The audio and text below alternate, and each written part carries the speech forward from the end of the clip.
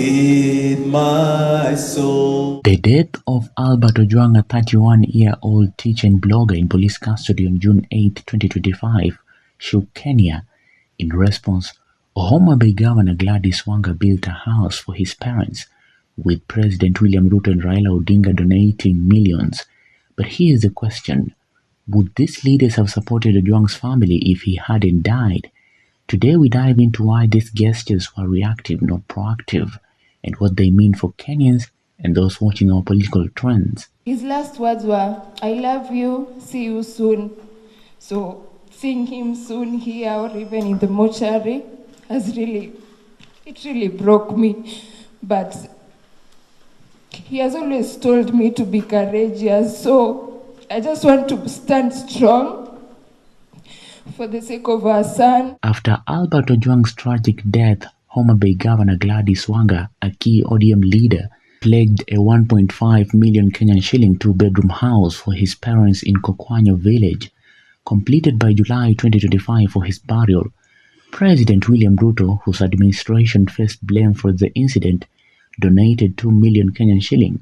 Raila Odinga, now part of a broad-based government with Ruto, gave 1 million Kenyan shilling. These contributions, alongside funds from Kenyans, were framed as support for the family's funeral and future. But why did these high-profile leaders step in?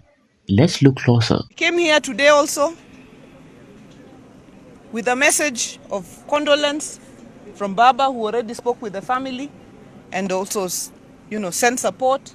We came with the message of condolence for His Excellency the President, who also spoke to the family and have also sent their support and condolences. And we would just like to say that we are sad, we are broken. We want justice for the late Albert Ojwang. It is sad, it should not happen, it must never happen. It has happened, but it is unfortunate. The key to understanding these gestures lie in one fact. There is no evidence that Wanga, Ruto, and Raila had any plans to support Ojwang's family before his death. Albert's death in police custody with an autopsy revealing assault as the cause sparked nationwide protests and accusations of police brutality under Ruto's government. The Kenya Human Rights Commission reported 160 extrajudicial killings or disappearances in 2024, making Albert's case a flashpoint. Without this tragedy and the public outcry that followed, would these leaders have noticed his family? The answer is almost certainly no. These actions were reactive, triggered by the incident's national attention. Namshukuru Rais kwa kuchukua kijana wangu Albert Omondi kama kijana wake na kuhisi kuona kitu, sababu wengi wameaga dunia jana, hata juzi, hata wiki jana, lakini alichagua kuchukua mzigo huo kama wake ili akaweze kusema pole kupitia kwa simu yangu. Albert's death put immense pressure on Kenya's leaders. Protests in Nairobi, Kisumu and Mombasa, coupled with trending hashtags like Justice for Albert on X, demanded accountability. For Wanga, building the house in her ODM stronghold Homa Bay was a way to show solidarity with her constituents while aligning with the Ruto-Raila handshake of March 2025, which formed a broad-based government.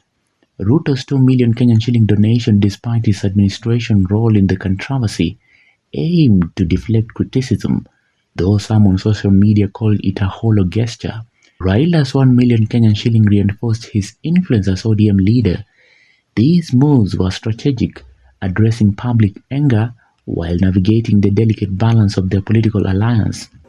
Ambayo wamepoteza mtoto wao wa kipekee.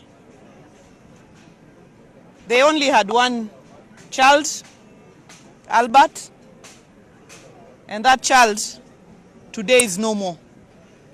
Not because he got an accident, not because he was sick, but because a rogue police officer somewhere decided not to follow due process and the law and to take the law into their own hands and murder Albert.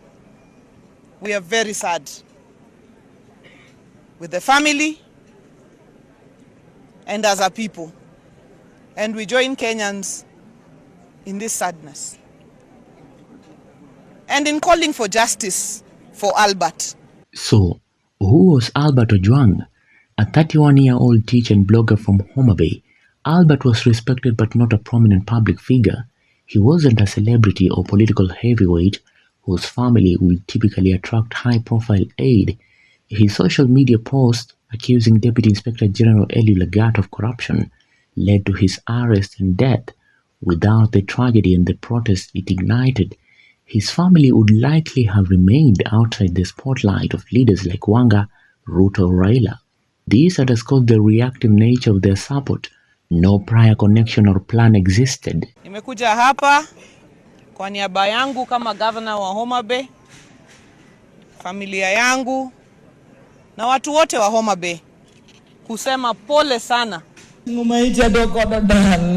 Saa hii sasa ninabeba mwili wa mtoto wangu kurudi naye nyumbani. Huu ujumbe wangu ungewafikia wale wanaochukulia kwa mzaha kumwaga damu, ambao hawana uwezo wa kutengeneza, ya kwamba haitaleta amani. In Kenya, especially Luo communities like Homa Bay, leaders often provide material support during funerals, particularly for high-profile or controversial deaths.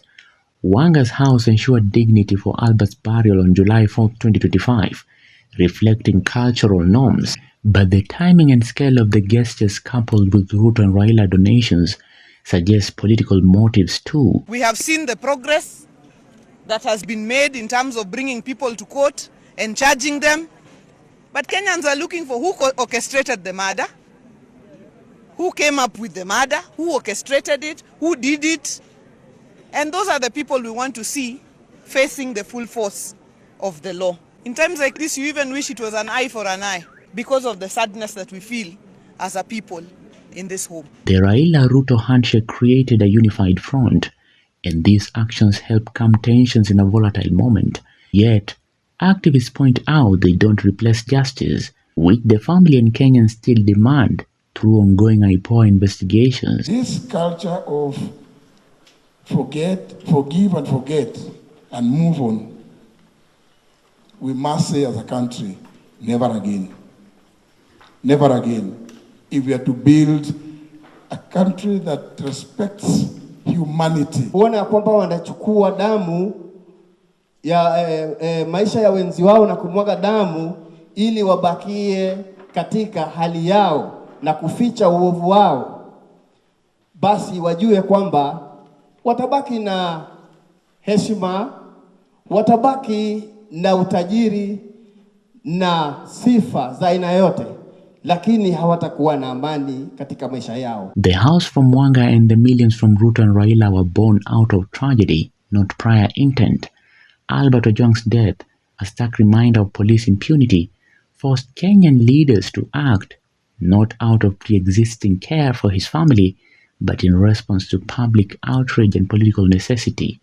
As Kenyans, we must ask, are these gestures enough, or do they distract from the fight for justice?